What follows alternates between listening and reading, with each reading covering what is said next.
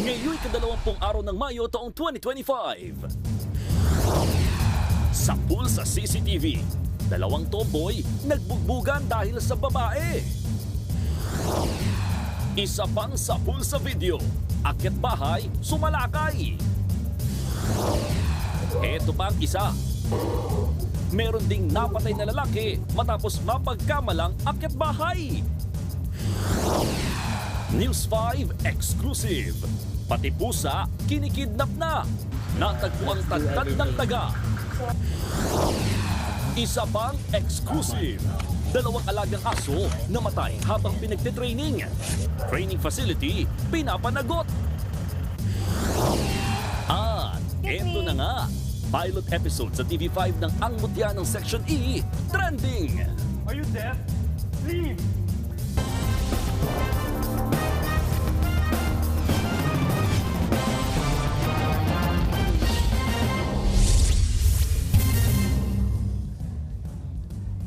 Sa pool sa video, ang isang akyat bahay sa Quezon City, mga mamahaling gadget ang kanyang pinuntirya. Pero wala siyang takas. Namukhaan kasi siya ang notorious na suspect ng saktong mapalingon sa CCTV. Nasa frontline na balitang yan si Hannibal Talete. Dahan-dahan sa pagkilos ang lalaking yan sa loob ng isang bahay sa barangay Tatalon sa Quezon City. Hindi pala siya residente, kundi isang akyat bahay. Umikot-ikot ang kawatan sa loob ng bahay at pinagdadampot ng ilang gamit. Bago umalis, napatingin pa ang suspect sa CCTV.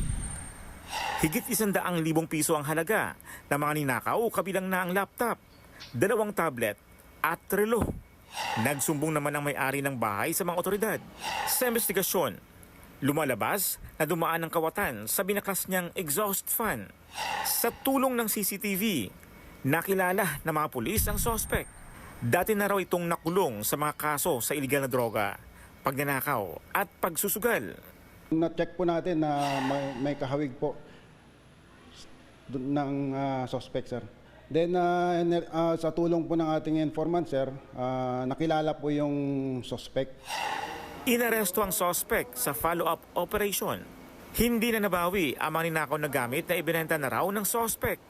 Nasabat naman mula sa kanya ang improvised na baril o sumpak na kargado ng bala. Aminado ang suspect sa krimen. Gawa po ng kahirapan sa buhay. Itinanggi naman niyang kanyang sumpak. Nahaharap ang suspect sa reklamong robbery at paglabag sa Comprehensive Firearms and Ammunition Regulation Act. Nagbabalita mula sa frontline, Hannibal Talete, News 5. Nautakan ng isang motor taxi rider ang mga armadong holdapper na nagtangkang magnakaw ng motorsiklo. Kung paanong naisahan ang mga kawatan, nasa pool sa video sa frontline report ni Ian Suyu. Masdang maigi ang kawatang yan. Pilit niyang pinapaandar ang ninakaw niyang motorsiklo. Hirap na hirap, pero nga, walang napala. Pati ang kanyang kasabwat, abay naiwan na rin siya. Balikan natin ang kuha ng CCTV ng hindi sumakses na pagnanakaw na yan. Sa umpisa ng video, kita ang motor taxi rider na binook ng isang pasahero sa Tala, Caloocan. Maya-maya, isa pang rider ang biglang dumating at huminto malapit sa motor taxi. Ang bagong dating na rider biglang bumunot ng baril. Nagdeklara ng hold up at ang plot twist, kasabwat niya ang pasahero. Sa isang punto, hinampas pa ng baril sa batok ang biktimang rider. Nakatakbo naman siya palayo sa mga suspect. Sa pag-aakalang sumakses ang pagnanakaw, nauna nang umalis ang kawatang rider habang pilit pinaaandar ng isa pang suspect ang motorsiklo. Yun nga lang, ang problema, hindi desusi ang motor. Kailangan ng keyless control para mapaandar ito. Ang control na yan, dala-dala ng totoong may-ari. Sa madaling sabi, nautakan ng mga kawatan. Yung victim natin, yung presence of mind, hindi nawala sa kanya. Naisip niya kaagad yung safety features ng motor niya. Ang ending, iniwanan na lang ng magnanakaw ang motorsiklo at tumakas ng nakayapak. Natukoy pa ng mga pulis ang pagkakakilanlan ng dalawang suspect.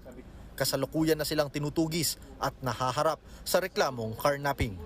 Nagbabalita mula sa frontline, Ian Suyu, News 5. Napakainit na nga, nakasunog pa sa Santa Mesa, Maynila. 100 pamilya ang nawala ng bahay nang dahil sa nag-overheat na aircon. Nasa frontline ng balitang yan si Nina Ong Pauco.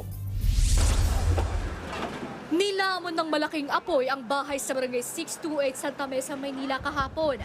Mabilis na kumalat ang apoy sa magkakadikit na bahay. Pagtingin ko, talagang ang lakas na ng usok, ma'am. Ngayon, wala na akong magawa. Takbo ako ng takbo. Tapos wala po kaming naisilbang gamit. Yung nagulat na lang po ako, nagtatakbuhan na po yung tao sa amin. Pahirapan ang pag-apula ng sunog. Yung supply paputol-putol kasi yung hydrant na nakapaligid sa atin is hindi ganong malakas. Kaya, at saka yung wind direction. Kasi ang likod po nito ay yung Pasig River. Yung nakakapekto po yung hangin pag nag-change ang direksyon ng hangin, nadadala po yung ng usok natin. Halos walang natira sa mga nasunog na bahay. 2 magpinsang bata naman ang namatay. Nasa 3 bahay o nasa 100 pamilya ang apektado ng sunog. Iniimbestigahan pa ng Bureau of Fire Protection kung ano ang pinagmulan ng apoy. Ayon sa mga barangay official, posibleng nag-umpisa ito sa nag-overheat na aircon. Nagbabalita mula sa frontline, Nina Ong Pauco, News 5. Big time ang taas presyo sa petrolyo dahil dyan pinangangambahang pati ang mga karne, gulay at prutas. Magmahal din. Nasa frontline ng balitang yan, si Carrie Cator. Tigil muna sa pamamasada ang tsuper ng jeep na si Reynaldo. Nagtitipid na lang din siya sa krudo dahil matumal naman daw ang mga pasahero. Kasi bakasyon halos wala nga kaming maisakay. Wala na nga kaming kinikita ngayon dahil napupunta lang sa pandiesel lang. Mukhang lalo pang mababawasan ang kita ni Reynaldo dahil ipinatupad ngayong araw ang isang malakihang oil price hike. Halos 2 piso ang itinaas ng presyo ng diesel, habang piso at 20 sentimo naman sa gasolina at kerosene. Pati tuloy mga trucker umaaray na. Tinitingnan daw ng Confederation of Truckers Association of the Philippines ang pagdadagdag singil sa pagde-deliver ng mga kargamento. Kabilang dyan ang ilang imported frozen food items gaya ng karne, isda at prutas. Ang nangyayari naman ngayon, di ba, sa atin, pag magro-roll back ka ng 30 cents, 15 cents, tapos bigla ka naman ganito na almost 2 peso, lugi tayo Sa ngayon, umaabot daw sa 30,000 pesos ang singil sa pagdadala ng frozen food items mula sa mga pantalan papunta sa cold storage facilities. Pero dahil sa big-time oil price hike, posibleng tumaas ng hindi bababa sa 1,000 hanggang 1,500 pesos kada biyahe ang bayad sa mga truck. Epekto niyan, magmamahal din ang presyo ng mga bilihin. It will contribute dun sa pinakatatakutan natin na inflation rate. Kaya naman sana raw sa mga susunod na linggo ay awat muna sa taas singil sa krudo. Dahil kung magpapatuloy yan, baka tuluyan na ring mabutas ang bulsa ng mga mamimili. Nagbabalita mula sa frontline, Carrie Cator, News 5. Susunod, babaeng tumawid sa pedestrian lane, nabangga at pumailalim sa truck. News 5 exclusive. 2 asong dinala sa pet training facility, namatay nga ba sa heat stroke o minaltrato? At cast ng kapatid seryeng Totoy Bato, ni-level up pa ang training para sa mga tumitinding action scene. Abangan ang lahat ng yan sa pagbabalik ng Frontline Pilipinas.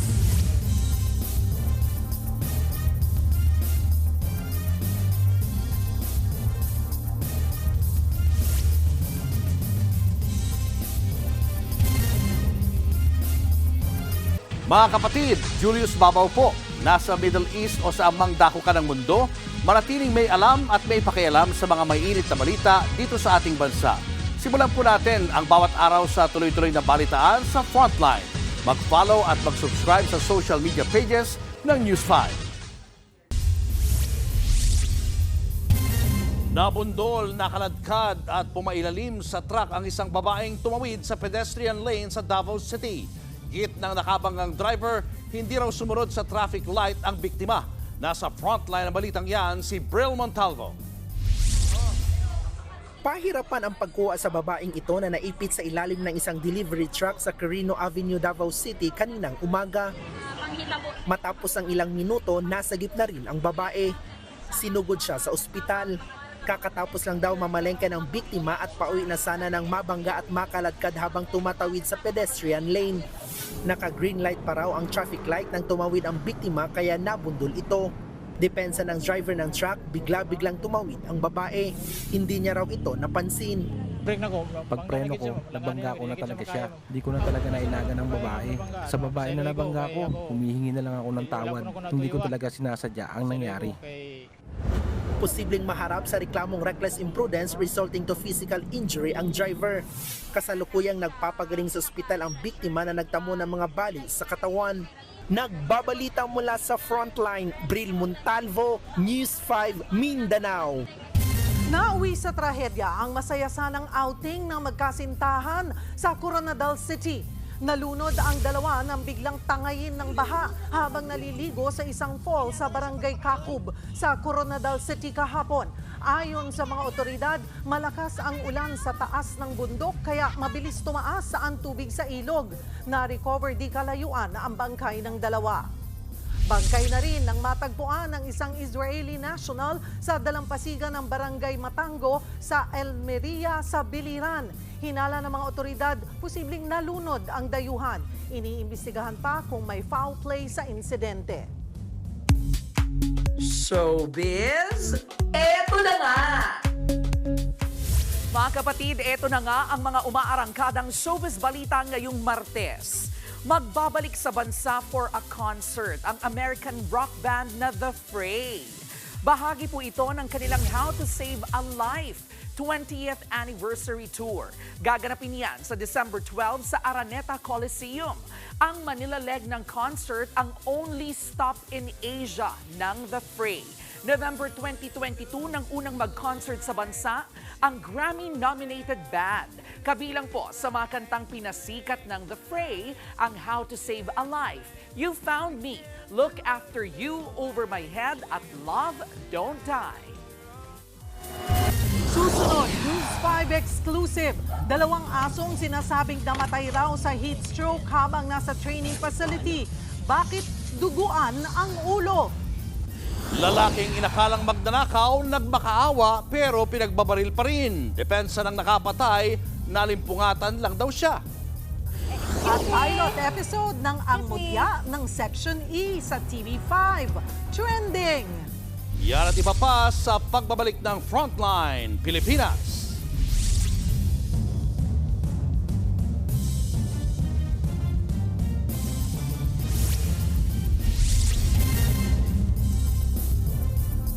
Mga kapatid, Julius Babaw po. Nasa Middle East o saan mang dako ka ng mundo, manatiling may alam at may pakialam sa mga mainit na balita dito sa ating bansa. Simulan po natin ang bawat araw sa tuloy-tuloy na balitaan sa Frontline. Mag-follow at mag-subscribe sa social media pages ng News 5. Namatay umano sa heat stroke ang dalawang aso matapos dalhin sa isang training facility. Pero duda dyan ang may-ari ng mga aso. Nasa frontline ng balitang yan, si Ian Suyu, exclusive. Ito ang 1-year-old na giant poodle na sina Guanciale at Donkey, parehong fur baby ng magkaibigang pet owners. Pero namatay sila sa dog training facility. Kwento ng fur parents, February 21, nang i-enroll nila sina Donkey at Guanciale at 5 pang aso para sa obedience training na nakita nila online. 2 months daw ang training sa Marikina, pero biglang dinala sa Los Baños ang mga aso. Mas malawak daw yung area and mas fresh daw yung air. Kasi daw dito sa Manila, mainit, mas masikip. Nagdaan ng Abril at Mayo, hindi raw ibinalik sa kanila ang mga alaga. Hanggang sa noong Miyerkules, ang sabi sa kanila, namatay sa heat stroke sina Donkey at Guanciale. Pinadalhan pa sila ng video na nakasako na ang kanilang fur babies. Ang malala pa, inilibing na ang mga aso. Sa itsura rin daw ni na Donkey at Guanciale, mukhang hindi naman heat stroke ang ikinamatay nila. Nakita ko na punong-puno siya ng blood and wala na siyang nose. Wala na yung diba, snout niya. Wala na, hindi siya heat stroke. Kahit hindi nila aminin yun. Alam namin, picture pa lang, alam namin yun na pinatay siya. Pinuntahan ng News 5 ang training facility sa Marikina. Ito yung bagong address ng dog training facility. Kasi kanina may napuntahan tayo pero yung lugar na naabutan natin bodega na lamang yon. At ito nga yung itinuro ng mga kapitbahay na bagong address. Pero sinubukan natin kumatok din sa gate at nakailang doorbells na rin tayo pero wala pa ring sumasagot mula sa kanila. Nakikipagtulungan na ang pet owners sa Philippine Animal Welfare Society para suriin ang mga labi ng mga aso. Nagbabalita mula sa Frontline, Ian Suyu, News 5. Susunod, lalaking napagkamalang akyat bahay, pinagbabaril, patay. Kapul sa video ang pambubugbog na nag-ugat sa selos. At ang unang pagkikita nina JJ at Kiefer sa pilot episode ng Ang Mutya ng Section E dito sa TV5. Tutok lang mga kapatid, magbabalik pa ang Frontline Pilipinas. Mga kapatid, Cheryl Cosim po. Nasa Estados Unidos, Canada o saan man dako ka ng mundo, manatiling may alam at may pakialam sa mga maiinit na balita dito sa ating bansa. Simulan natin ang bawat araw sa tuloy-tuloy na balitaan sa Frontline. Mag-follow at mag-subscribe sa social media pages ng News 5. Nakamamatay ang maling akala. Ganyan po ang sinapit ng isang lalaking napagkamalang magnanakaw sa Pasig. Ang biktima nagmakaawa pa pero pinagbabaril pa rin ang bagong gising na suspect. Nasa frontline ng balitang yan si Gary De Leon.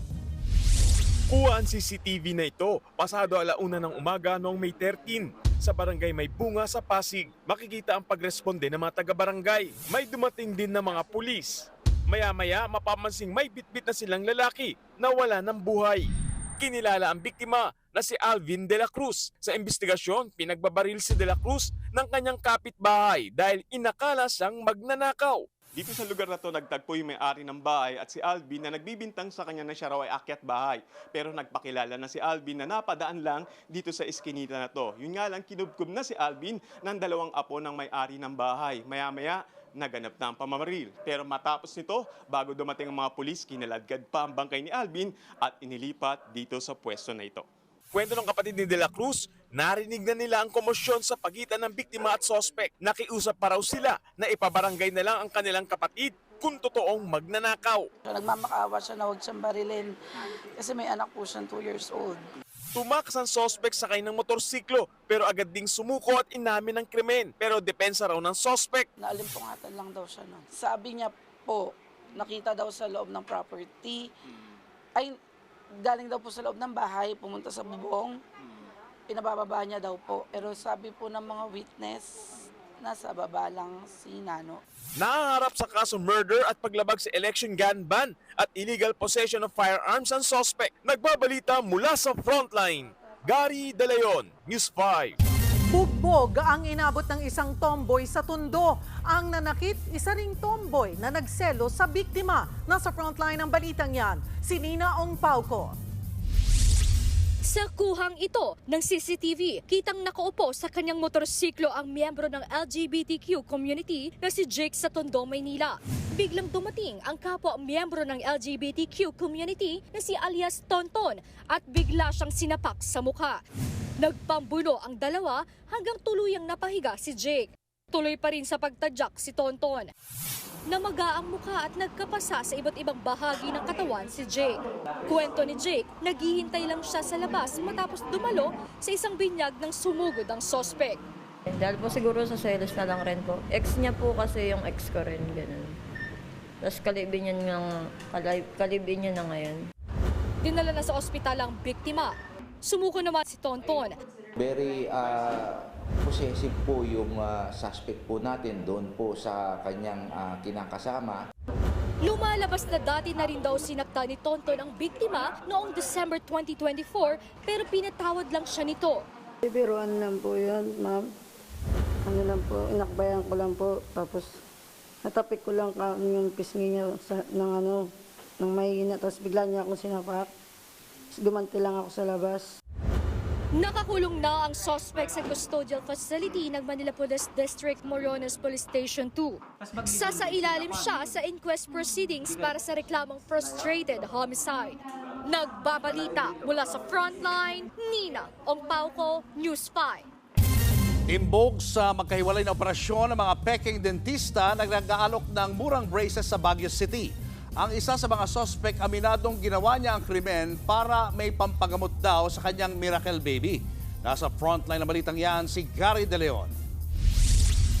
Wala sa dental clinic pero may mga gamit pang dentista ang lalaking ito. Sa isang transient house na nasa Baguio City, nag-aalok siya ng pagkakabit ng braces sa halagang 2,000 pesos lang. Pero ang dentista kuno sa video, peke pala. Inaresto ng Regional Anti-Cybercrime Unit ng Cordillera sa follow-up operation ng suspect na si alias Onyok. Ayon sa mga pulis, online kung mag-alok ang suspect ng bagsak presyong braces. Umamin naman si alias Onyok na hindi siya dentista at isang construction worker.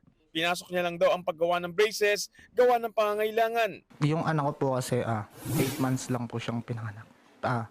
Kumbaga, miracle baby po. Kumbaga, kailangan po ng ekstrang pera. Sa iwalay na operasyon, isang peking dentista ang inaresto rin sa Baguio City.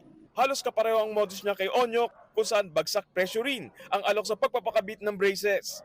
Umaabot pa umano ang operasyon ng suspect sa mga kalapit probinsya ng Pampanga, Nueva Ecija, Tarlac at Pangasinan. Wala ring maipakitang lisensya o anumang karampatang dokumento ang ikalawang suspect. Babala ng mga otoridad. Kung merong mga pagkakamali yung pagkakagawa doon sa brace na yan, mas malaki ang magagastos ninyo. Maharap ang dalawa sa reklamong paglabag sa RA 9484 o ang Philippine Dental Act of 2007. Nagbabalita mula sa Frontline, Gary De Leon, News 5. Pati pusa kinikidnap na. Yan ang nasa pool sa video sa Angono, Rizal. Sa kuha ng CCTV, makikita ang isang babae na dinampot ang isang pusa na nasa labas ng isang coffee shop. Isanakay ito ng babae sa sasakyan. Makalipas ng 2 linggo, natagpuan ang pusa sa Taytay, Rizal. Payat, marumi at may taga ang pusa.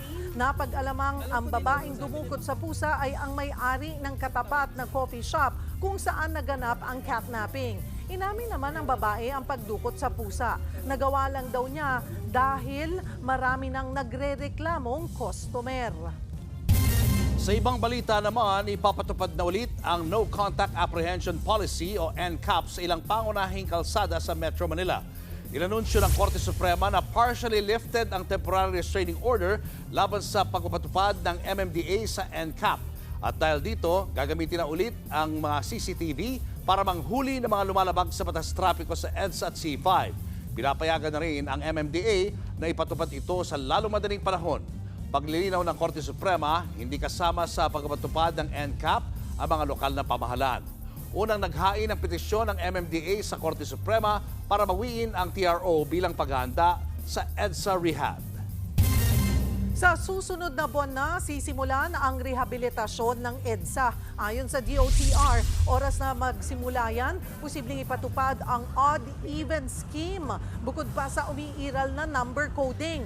Sa ngayon, mapapansin na sa EDSA ang mga nagkalat na karatula bilang paalala sa nakatakdang rehabilitasyon. Sa mga susunod na araw, may ilalatag daw ng mga alternatibong ruta para sa mga apektadong motorista. Tila nagpopormahan na sa Kamara at Senado sa gitna ng posibleng pagpapalit ng liderato sa bagong Kongreso. Nasa frontline na balitang yan si Mean Los Baños.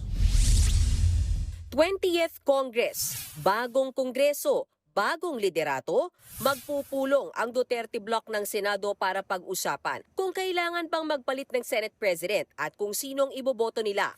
Ayon kay Senador Bato de la Rosa, hindi pwedeng ismulin ang Duterte Bloc. Bukod kasi kay Bato, nariyan sina Bongo, Robin Padilla, Rodante Marcoleta at Amy Marcos. Kamakailan lang, sinabi ni incoming Senator Tito Soto na meron ng ilang kumakausap sa kanya para maging Senate President ulit. Pero sabi ngayon ni Bato, baka hindi lang Escudero versus Soto ang naglalaban. Binanggit niya ang pangalan ni Senator Alan Peter Cayetano at Senator Mig Zubiri. Nauna na rin pinalutang ng isang political analyst ng isa pang pangalan na baka maging Senate President. And the newest name being bantered around is Congressman Marcoleta. So you have, and there is Mig Zubiri, the former Senate President, who still has a core. So when you look at the numbers, it would be interesting how these 4 individuals will play in the Senate. Sa Kamara naman, itinutulak ni VP Sara Duterte ang kapatid niyang si Davao 1st District Representative Paulo Duterte na maging House Speaker para palitan si Speaker Martin Romualdez. Sinabi ko sa kanya, kung hindi ka manalo ng ng speaker, then kunin mo yung minority. But wala pa siyang sagot. Tiniyak naman ni Ako Bicol Party List Representative Alfredo Garbin na nananatili ang suporta ng major party list groups kay Romualdez. Katunayan, may manifesto of support ng pinirmahan ang 240 na mambabatas. Sa pagbabalik sesyon sa Hulyo, magkakaalaman kung magkakaroon ba ng pagbabago sa liderato ng Kamara at Senado. Nagbabalita mula sa Frontline, Mean Los Baños, News 5.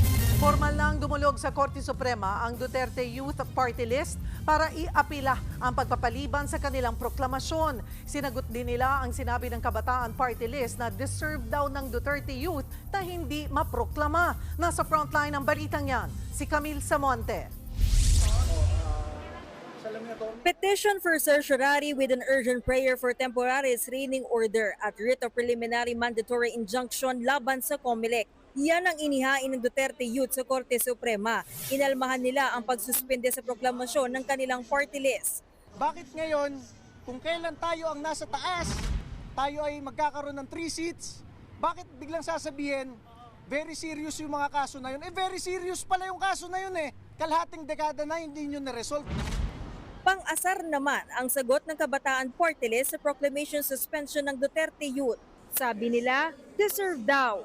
Ever since noong sila ay unang tumakbo noong 2019, napansin na yung mga anomalya sa kanilang registration which are illegal and unconstitutional. Ano sabi ng Kabataan Party List? Deserve daw namin to. Binoto lang sila ng 300,000, kami binoto ng 2,300,000. Ang COMELEC naman hindi na raw nabigla sa pagdulog ng Duterte Youth sa Korte Suprema. Pangako nila, re-resolbahin ang kaso sa lalong madaling panahon. Ang commitment namin, we will resolve the case or cases on or before June 30. Kung maresolba ang lahat ng nakabimbing kaso, 54 na party list group ang uupo sa 20th Congress. Sa bilang na yan, 38 o 60% daw ang konektado sa mga political dynasty, mga korporasyon at kahit sa militar at pulis. Ayon sa grupong kontradaya, mapipigilan lang ang ganitong problema kung magpapasa ang Kongreso ng anti-dynasty law at aamyendahan ang party list law.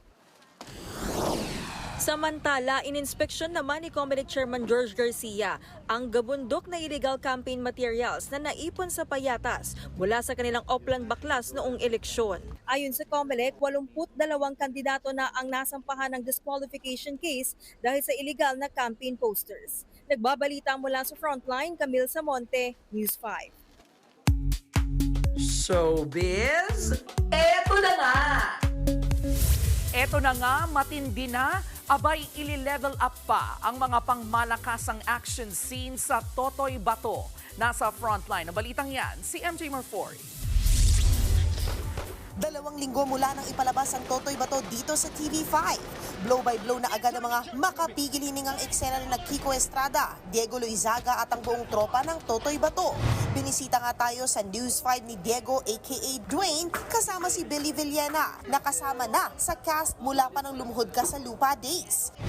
Joinning's been great. Ramdam ko naman na tanggap ako doon. Pero I really have to give it to the team ng Lumuhod because sila yung tumakbo ng 1 year eh. Kumbaga, nakikiride lang ako sa success nila. So, pakiramdam ko, ito naman yung panahon na i-prove ko kung karapat-dapat ba ako. Kwento ni Billy, nilevel up pa ang kanilang ensayo sa Totoy Bato. Napupush kaming magpapayat, magpabatak, magpa-muscles kasi yun yung kailangan ng ng characters. If nakita mo kami yung first day, kami yung tatlo. Nakita ko na kami. Yeah. Workout kayo off-cam. Nung nagtingin kami tatlo, sabi, okay, it's time, bro. Naisingit din syempre natin ang kamustahan with Diego as a busy single dad. Ano nga ba ang estado ng puso ni Diego? I'm talking to someone, pero I don't think I'm ready for marriage. Aww, support ka namin dyan kapatid. Panoorin si Diego sa Totoy Bato tuwing 7:15 PM sa primetime premiera ng TV5. Nagbabalita mula sa Frontline, MJ Marfori, News 5. Eto pa, trending ang pilot episode ng Ang Mutya ng Section E na napapanood dito sa TV5 pagkatapos ng Frontline Pilipinas. Narito po ang report. Not here. Go back to the main building. Sabi kasi nung... Are you deaf? Leave! Bakit naman naninigaw? First episode, first meeting agad na JJ played by Ashley Nolviga at Kiefer Watson played by Andres Mulak. Ang alat ng unang pagkikita ng dalawa sa Ang Mutya ng Section E na napapanood na dito sa TV5. Si JJ niligaw ni Kiefer pero ayaw patalo ng ating mutya. Have a seat. Welcome to Section E. For the second time, baka naman pwedeng maging friends ang dalawa. I'm Jasper Jean Mariano. You can call me JJ. I'm a transferee from Holy Saints High School. Guys, listen! Ay, dinedma si JJ. Baka naman, may pa-warm welcome si Kiefer bilang president ng Section E. Kailan ka alis sa section namin? Ikaw, kailan ka mawawala sa mundo? Bakit di ka mauna? Because I'm the one who's gonna make you disappear from this world. Like you can. Yes, I can. Wait. You two stop. Mali! Parang aso't pusa ang dalawa. Ang pilot episode na yan kagabi, sinubaybayan ng ating mga kapatid. Daling-dali kagabi ng Ang Mutya ng Section E, ang 5 sa pinaka-pinag-usapang topic online. Sakto pang birthday ni Ashlyn kahapon. At si Andres, may nakakakilig na greetings for Ash. Ang isa sa kanyang IG story, meron pang nakalagay na may mutya. Ay! My Ash dress heart is beating fast. Hindi dapat maputol ang kilig ng mga kapatid. Kaya tuloy-tuloy lang ang panonood sa Ang Mutya ng Section E sa primetime premiere ng TV5 gabi-gabi pagkatapos ng Frontline Pilipinas. Nagbabalita mula sa Frontline. MJ Marfori, News 5. Susunod na nga po ang Mutya ng Section E. Tutukan niyo po yan mga kapatid. At yan ang mga showbiz update natin ngayong Martes. See you tomorrow. Ako po, si Jervy Wrightson. At yan ang mga balita at impormasyong dapat niyong malaman sa araw na ito. Mga balita para sa mga may alam at may pakialam. Kami ang inyong mga kasangga sa Frontline Pilipinas.